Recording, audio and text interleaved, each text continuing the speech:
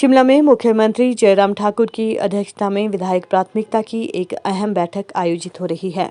इस बैठक में वर्ष 2022-23 के लिए विधायक प्राथमिकता के कार्यों पर चर्चा हो रही है।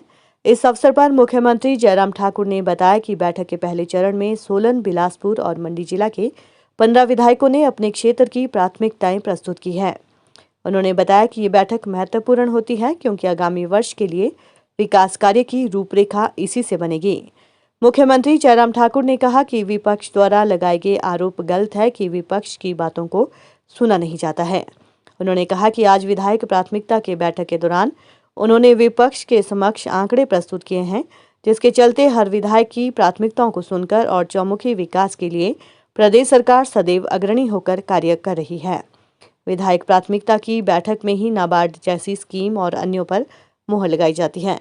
एनुअल प्लानिंग की बैठक हर वर्ष जो है बजट प्रेपरेशन से पहले करने की एक परंपरा रही है और इसमें माननीय विधायक अपने अपने क्षेत्र की समस्याओं का जिक्र करते हैं, जो विकास कार्य चल रहे हैं उसकी भी बात करते हैं और कुछ एक ऐसे मुद्दों को लेकर के जहां हमको प्लानिंग के साथ आने वाले समय में काम करने के लिए पूरे प्रदेश के लिए क्या करना चाहिए, ऐसे भी सुझाव यहां पर प्लानिंग की बैठक में आते हैं। मुझे इस बात की प्रसन्नता है कि आज जो फर्स्ट फेज हमारा बैठक का अभी पूरा हुआ, अब इसके बाद सेकंड हाफ की मीटिंग चलेगी। लंबी हुई बैठक वैसे, और हमने किसी विधायक को रोका भी नहीं क्योंकि सबने विस्तार से अपने क्षेत्र की बात कही है। 15 माननीय विधायकों ने अभी तक अपनी बात कही है और इसके पश्चात 5 बजे हमारा दूसरी बैठक का दौर शुरू होगा, वो देर रात तक चलेगा, तो पूरी बात को सुनेंगे और उसके बाद जो भी इसमें सरकार की ओर से करने की बातें होंगी करेंगे।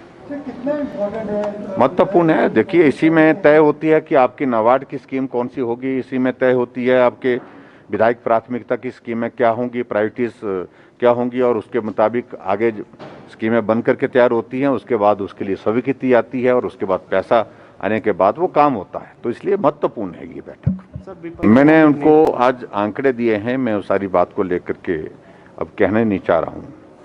जहाँ जितना पैसा उन्होंने 4 सालों में जो है वो विधायकों की प्रायोरिटीज के हिसाब से और स्टेट के डेवलपमेंट के लिए जो खर्चना था, हमने उससे कई गुना ज़्यादा पैसा खर्च किया है, कई गुना ज़्यादा स्कीमें उनको दी हैं।